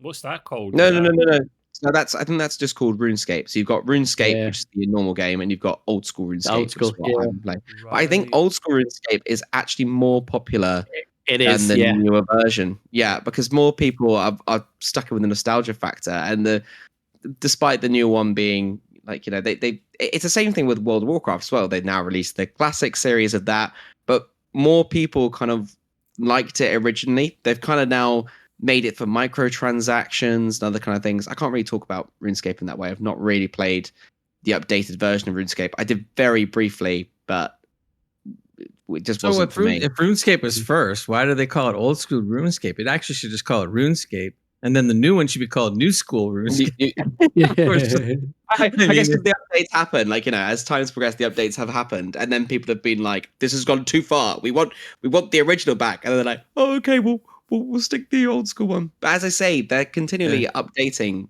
the old one. Like as I say, there's new items to acquire. There's also like a polling system in the game where you can choose what you want the developers to actually do, and therefore, based upon what people vote for, then they'll kind of address that issue, or is something like a new kind of add-on.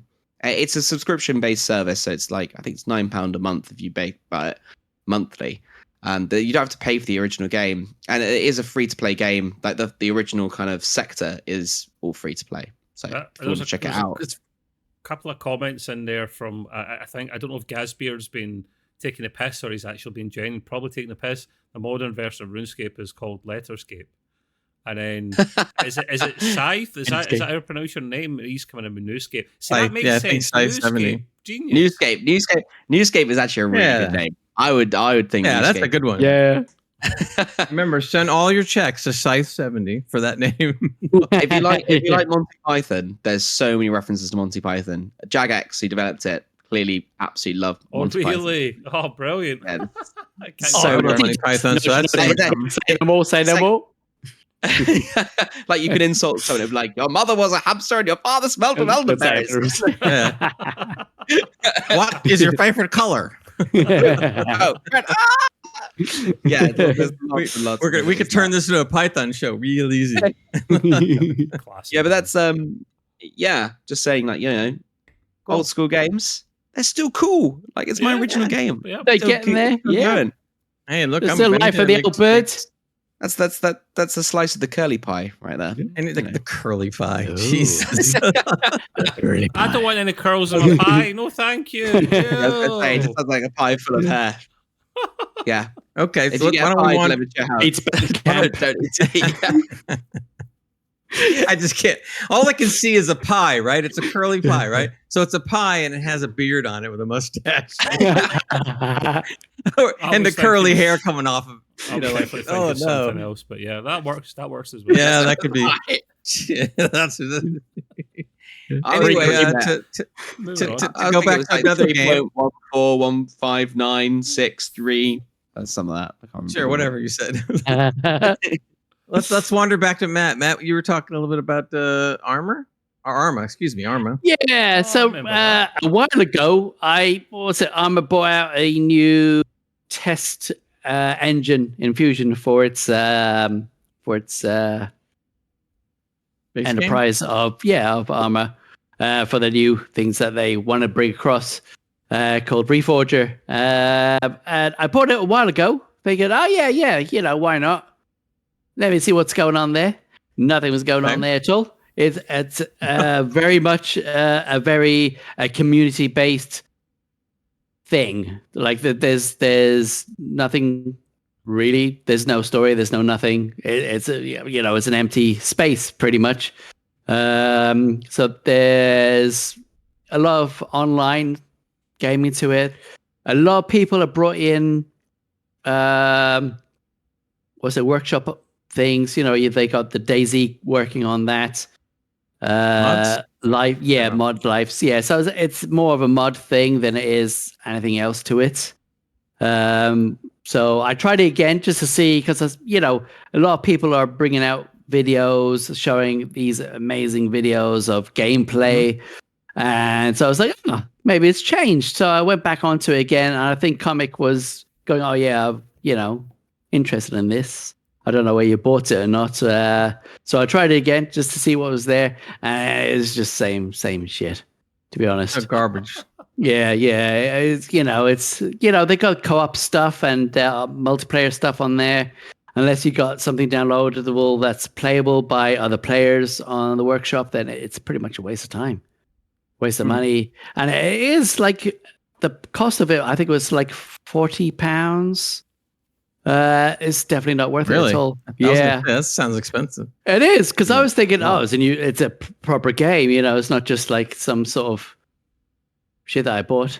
I'm allowed to say that because Nick won't stop me. Yeah. Wait, I got the big red button right here. Don't go overboard. Yeah. So it's actually kind of crud. Maybe I know they brought Daisy back into it, but the one I bought played in didn't have zombies in it, so it was kind of boring. So I think 20 minutes into it, I just went, nah, rubbish. Matt's advice is don't bother. Yeah. Is there not a new? Was there not rumors of a new Arma game coming out, or am I making it up? You're making that Arma up. It's all 4. madness. Yeah, it's crazy. There is going to be an Arma 4, which is what they wanted the Infusion engine for. So maybe they're just using this to see. Like I don't really see graphically between Arma 3 and this one. It's very slim of what I can see with a difference. Sort of thing. So Arma 4, they are trying to use the Infusion engine eventually. Asbeard is asking you a separate question, Matt. He said, "Have you played the old man scenario in Arma?" I did indeed. Yes. Yeah, I played them all. Is Grey Gamer 25? Is that what we're talking about? Is that? Yeah, that's right. Yeah, you play as Grey Gamer, as an old git, who's a resident of the islands. That's all I'm going to say. Well, for that bit, and then you have to there's a storyline.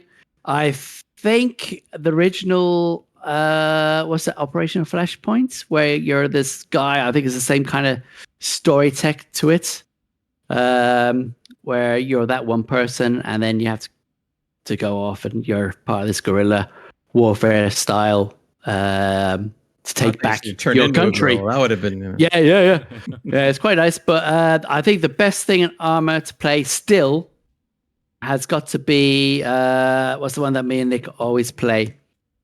Antistasy. Okay. With mods is fantastic. Still is brilliant. I'm still playing through it now and then since the beginning. So, and I still go to it, and I think a few people join me in that. That's pretty much it. Yeah, cool. Okay. So, you brought up something else that I also read in an article, and that was the Callisto Protocol is going to Xbox, which means I love that game. I played it. Yeah. I didn't play it, but I heard that the Dead Space creator made it. But I didn't know if I wanted to dive into it for the money at the time. But now that I heard it went to Xbox, I'm like, oh, you should. Yeah, I think I've just just installed it right now a few minutes ago. But yeah, I was invested in it. I looked at it back when it first released, and it does literally look exactly the same as Dead Space. The only difference being that the guy doesn't have a mask on or a suit on, and it's got zombie and mutation in there, not just these long-legged aliens. But the movements are the same for the character, for everything. The way he holds the weapon, the way he's acting, it's exactly the same as Dead Space to me. But it does look good, and I am going to try it. Do you think that is better? Or at least from what you've seen, have you heard that it being better than Dead Space, or not better, but I should maybe at least good, or yeah. Some people saying it's good. It is good for its own thing, but for me, every time I look at it, I just think Dead Space sort of thing, and then I'm just like, but yeah, I think in its own kind of way, it is good, but I wouldn't say it's better than Dead Space. I think Dead Space is perfect. No. I've played a lot of Dead Space, especially I played that game to the remastered version. I did like a lot. I played through it. I bought it. I have not played it yet, but I will. I refuse to do the remastered. Yeah. It's exactly the same as the original game, and I can understand it was why. supposed to be though, except that they were supposed to make everything modern graphically.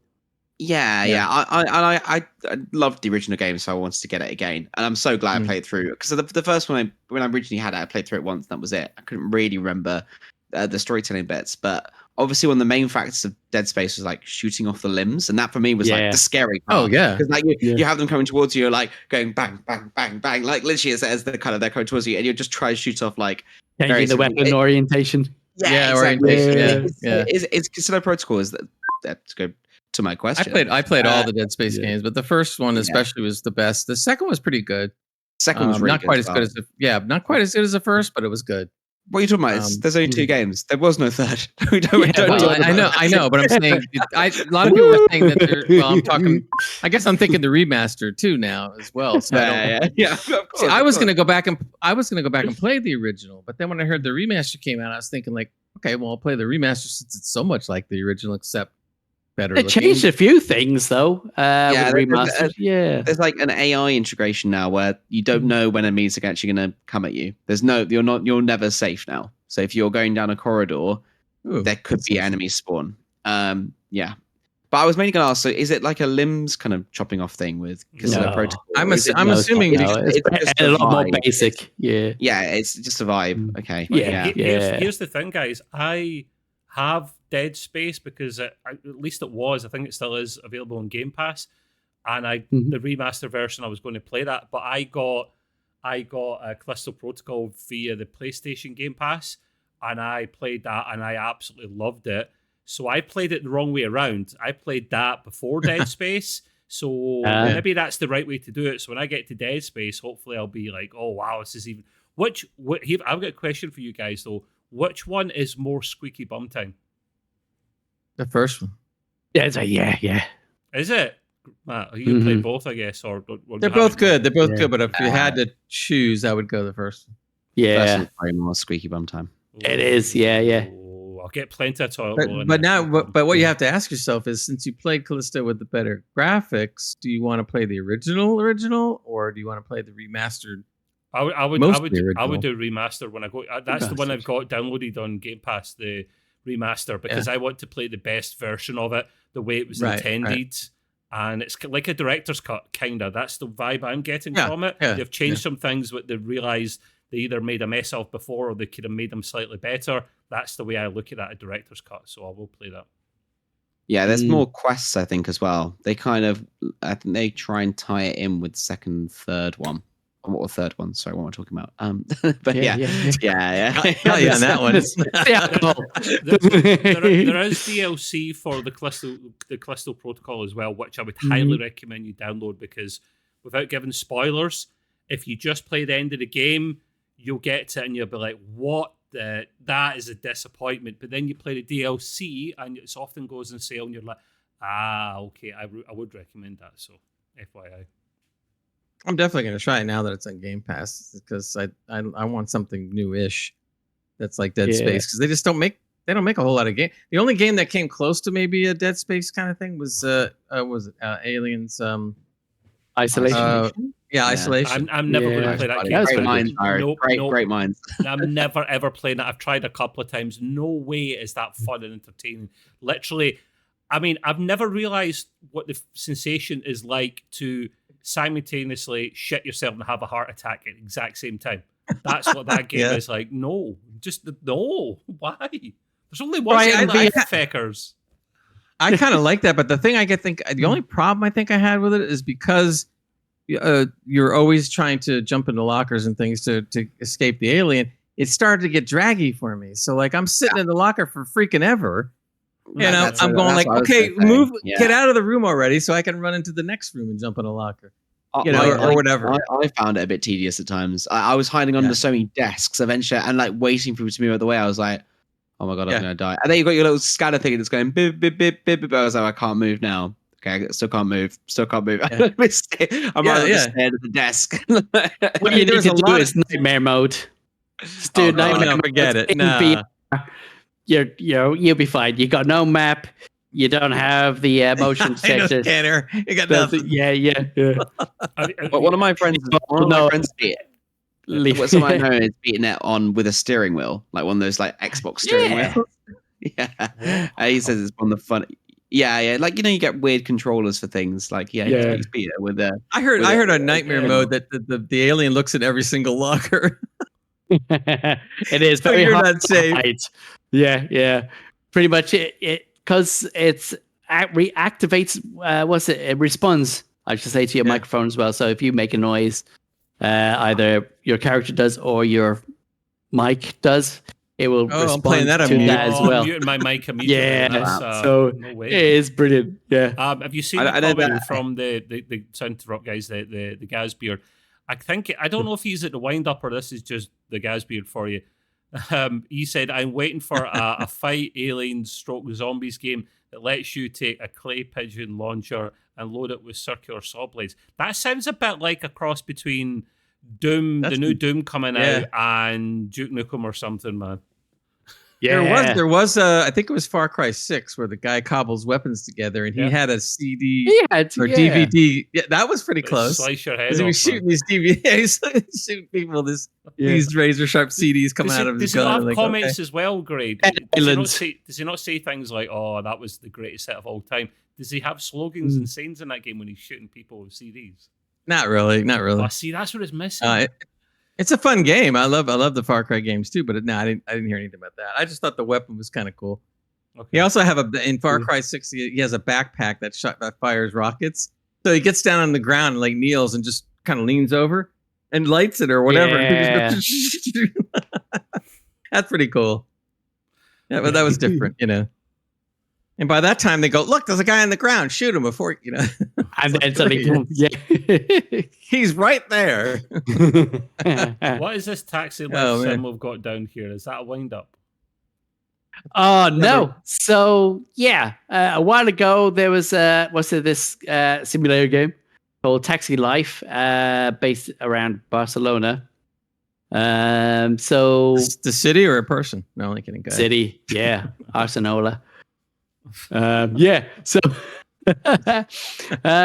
so I messaged the guys, the dev team, and they sent me a response, beautiful response. It was 25,000 word gibberish, to be honest. Yeah, it literally was nothing in it was all mad. Anyway, so didn't get it. So I ended up going to one of our wonderful sites to get it for very, very, yeah.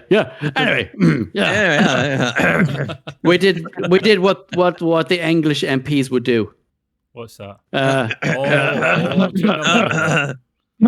Oh, I see. So we don't want any bad emails. Go ahead. So that's it. Yeah. So I got it and downloaded it, played it a bit, and it, the concept of the game was brilliant. I liked it. It was like Euro Truck Simulator, but with a taxi, and you had this company that you had to build up, and you upgrade your car and all this stuff.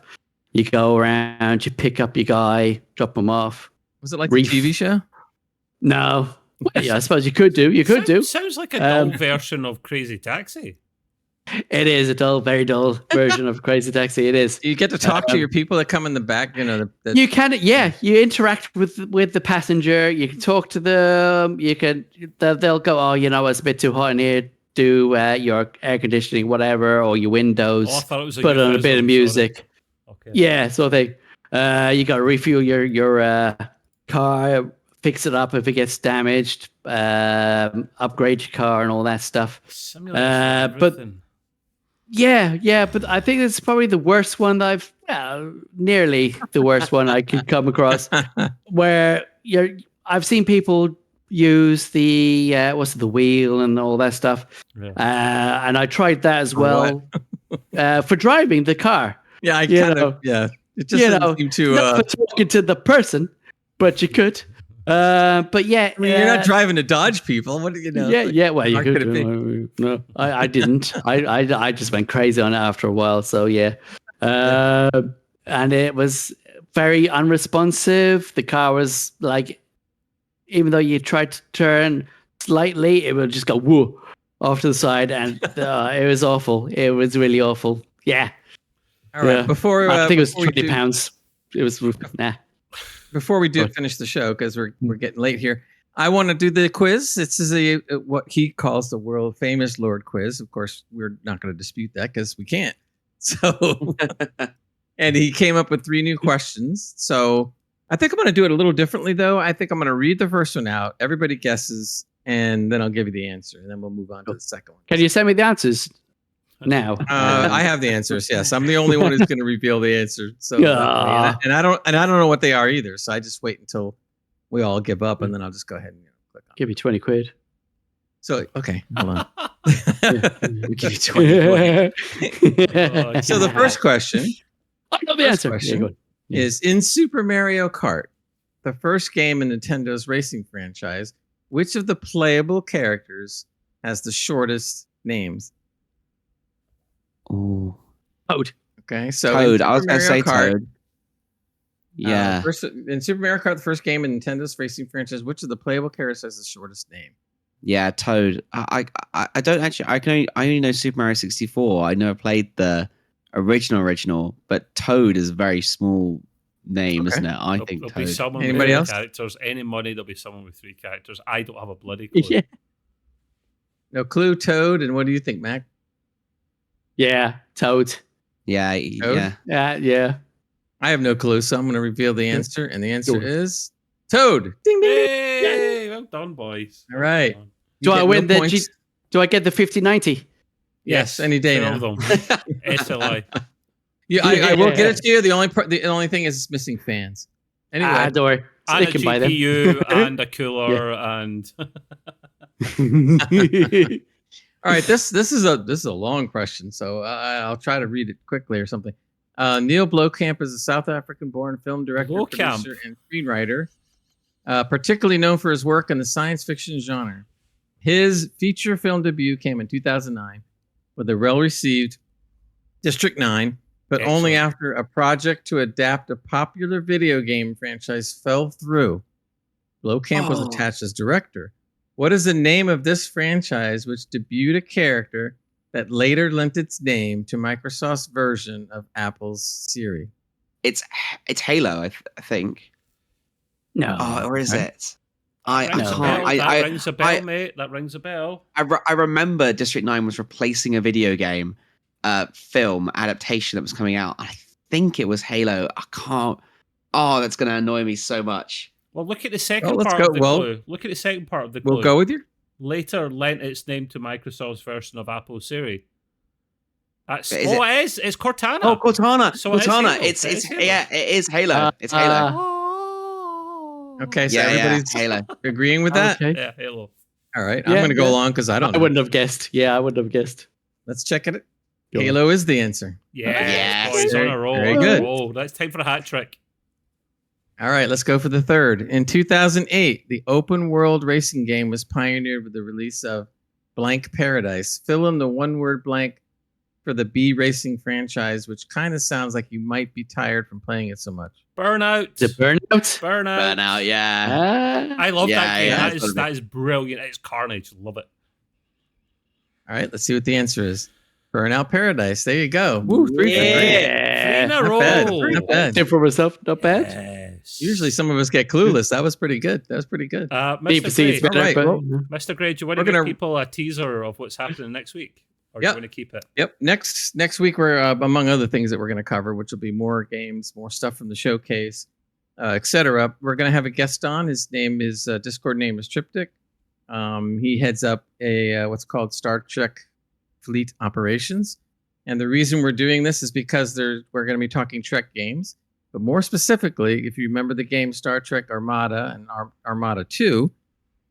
Since those games came out, like 20 years ago, and are available on GOG, by the way, there's been a lot of mods, but particularly the Fleet Operations mod, and now 2 other ones that I never heard of, are available for that game, and we're going to talk to them about that and what they are and how to install them and so forth.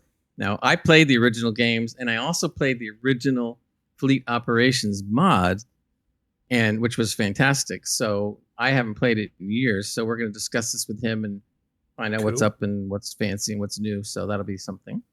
And of course, our usual craziness and tangents and everything else. I do want to thank everybody, Trev, Curly, Matt, for coming on this week. I know you guys will try to come back again another time.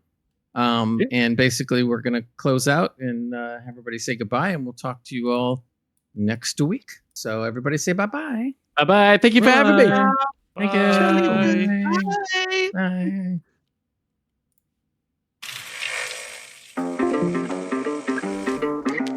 I don't want to set the world on fire.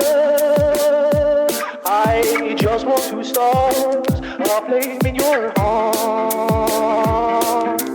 In my heart I have but one desire, and that one is you.